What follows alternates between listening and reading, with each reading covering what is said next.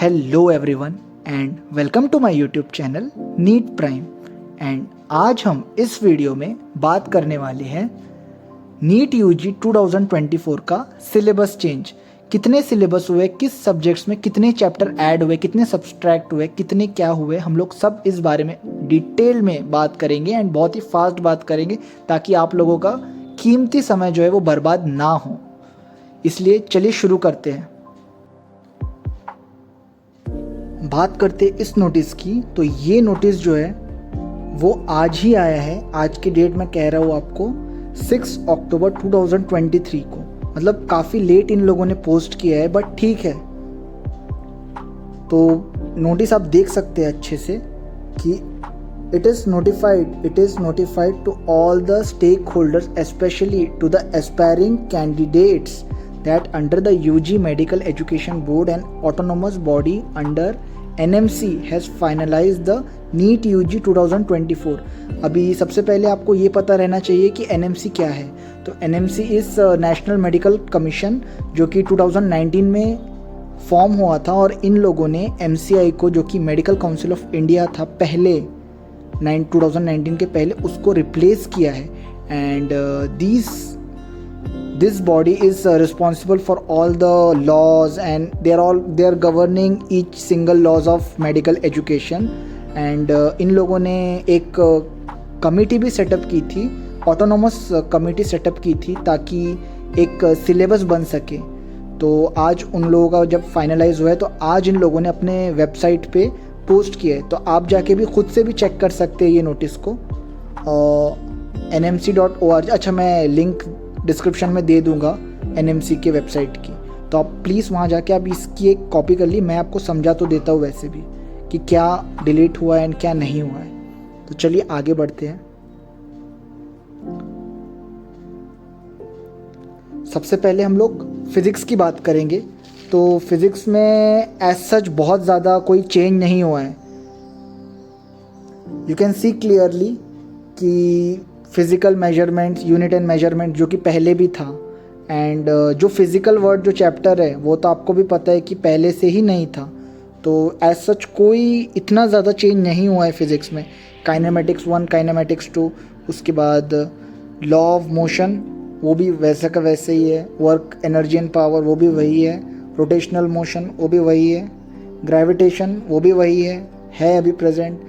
उसके बाद solid, liquid and heat वाला वो भी सब कुछ है, हुक्स लॉ, विस्कोसिटी सब कुछ पढ़ना है। फ्लूइड मैकेनिक्स सर दर्द बनता है, ठीक है, अभी पढ़ना ही है उसे। उसके बाद थर्मोडायनामिक्स भी रहने वाला है, एंड केमिस्ट्री एंड फिजिक्स दोनों में थर्मोडायनामिक्स रहने वाला है। उसके बाद KTG, kinetic theory of gases, ये भी रहेगा। सो लिटरली कोई चेंज नहीं है फिजिक्स के सिलेबस में। केमिस्ट्री एंड बायोलॉजी में काफ़ी ज़्यादा चेंजेस है, जो नई NCERT है उसके अकॉर्डिंग हो रहा है अभी सेट। एंड इस बात की पुष्टिकरण हो चुकी है जब आज NMC ने जैसे ही अपलोड किया है, पोस्ट किया है अपने ऑफिशियल वेबसाइट पे। तो आप देख सकते हैं अब 12th का स्टार्ट हो रहा है, तो इलेक्ट्रोस्टैटिक 1, इलेक्ट्रोस्टैटिक 2 दोनों भी है। उसके बाद कैपेसिटर वगैरह भी आपको सब इलेक्ट्रोस्टैटिक 2 के अंदर आने वाला है। उसके बाद करंट इलेक्ट्रिसिटी भी पूरा रहने वाला है as usual, and magnetism 1, magnetism 2 दोनों भी आने वाले हैं। उसके बाद electromagnetic induction and alternating current ये भी है दोनों, एंड EM वेव्स ये भी है। ऑप्टिक्स 1, ऑप्टिक 2, मतलब ray optics and wave optics दोनों भी रहने वाले हैं। उसके बाद dual nature of matter and radiation ये भी रहने वाला है, एंड एटम्स एंड न्यूक्लियर ये भी रहेगा, एंड इलेक्ट्रॉनिक्स जो कि सेमीकंडक्टर्स है, एंड एक्सपेरिमेंटल स्किल्स जो कि आपने देखा होगा 2018 में एक क्वेश्चन भी आया था वर्नियर कैलिपर पे। तो इसीलिए आपको ये सारी चीज़ें आनी चाहिए, इसके ग्राफ्स वगैरह। तो आप प्लीज़ एक बार एक्सपेरिमेंटल स्किल्स का भी एक बार देख ले सारा, ठीक है। अब आगे बढ़ते हैं हम लोग केमिस्ट्री की ओर। तो केमिस्ट्री की सबसे इन्होंने 11th एंड 12th के अकॉर्डिंग नहीं डाला है सिलेबस, इन्होंने 3 भाग के हिसाब से डाला है। So the first part is physical chemistry, second is the inorganic and third is organic chemistry. So we are starting with the physical chemistry first. So first is some basic concepts of chemistry जो कि रहना भी चाहिए, बहुत ही important है। Then we are having atomic structure. Now I am talking about physical chemistry first. उसके बाद chemical bonding and molecular structure, तो ये भी है। And then we are having chemical thermodynamics, solutions भी रहेगा जो कि 12th में आता है अपने को। फिर equilibrium, both equilibrium are there, chemical as well as ionic equilibrium. उसके बाद रेडॉक्स रिएक्शन है, इलेक्ट्रोकेमिस्ट्री, जो कि बहुत ही ज़्यादा इंटरकनेक्टेड है, एक 11th में एक 12th में। फाइन, केमिकल काइनेटिक्स भी रहने वाला है। ओके, ये हो गया हमारा केमिस्ट्री का, फिजिकल केमिस्ट्री का। Now we will move on to the inorganic chemistry. So inorganic chemistry के अंदर classification of elements and periodicity, जो कि 11th स्टैंडर्ड का 3rd चैप्टर है, वो रहेगा। एंड जो एस ब्लॉक है, सी मैं क्लियरली कह रहा हूँ, एस ब्लॉक जो है इन लोगों ने ओमिट कर दिया है, एस ब्लॉक अब से नहीं रहने वाला है, ठीक है। एंड जो पी ब्लॉक था, 13 एंड 14 ग्रुप जो है, जो 11th स्टैंडर्ड में, एंड 15 to 18 ग्रुप जो है वो 12th स्टैंडर्ड में, ये दोनों भी अभी रहने वाले हैं।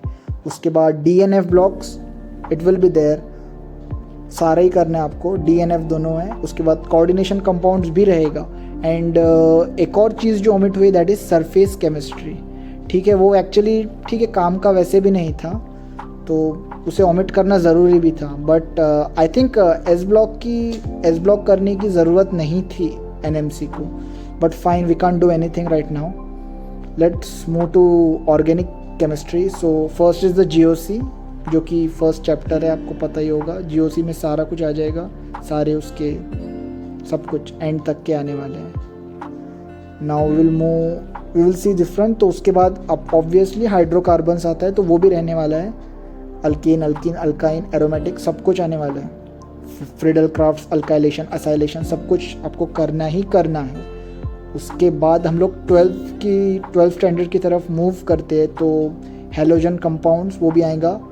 And aldehyde, ketone, carboxylic acid, alcohol, phenol, ethers, ये सब कुछ आने वाला है। उसके बाद नाइट्रोजन वाले जो कंपाउंड्स हैं वो भी सब आने वाले हैं, एंड ये तो बहुत ही इंपॉर्टेंट चैप्टर भी है। Lastly we are having biomolecules, जो कि एंड है। केमिस्ट्री, सॉरी, पॉलीमर जो था वो रिमूव कर दिया है सिलेबस से, and chemistry in everyday life वो भी रिमूव कर दिया। अगर आपको नहीं पता है तो chemistry in everyday life is such a important chapter यार, वो कैसे ओमिट कर सकते हैं, क्योंकि जहाँ केमिस्ट्री का जहाँ एंड होता है वहाँ पे बायोकेमिस्ट्री, जो कि फर्स्ट ईयर MBBS का सब्जेक्ट है, वो वहाँ से स्टार्ट होता है। तो आपको एक बहुत ही अच्छा आइडिया आ जाता था जब आप ये सब चीज़ें पढ़ते थे 11th-12th के अंदर, बट अनफॉर्चुनेटली वो चैप्टर निकल गया, ठीक है। पॉलीमर की तो भाई इतनी ज़रूरत नहीं थी हमें, but chemistry in everyday life वो is a fabulous chapter, and ये रहना चाहिए था। उसके बाद principles related to practical chemistry, ये सब भी आने चाहिए, एंड कुछ कुछ क्वेश्चंस आ भी रहे हैं। आपने अगर पिछले साल के कुछ ट्रेंड्स देखे होंगे तो वो लोग इक्की दुक्की ऐसे क्वेश्चंस डालते ही है, एंड बहुत लोग कंफ्यूज भी हो जाते हैं कि भाई ये कहाँ से आ गया, ये तो सिलेबस में नहीं था, बट स्टिल आपको करना है।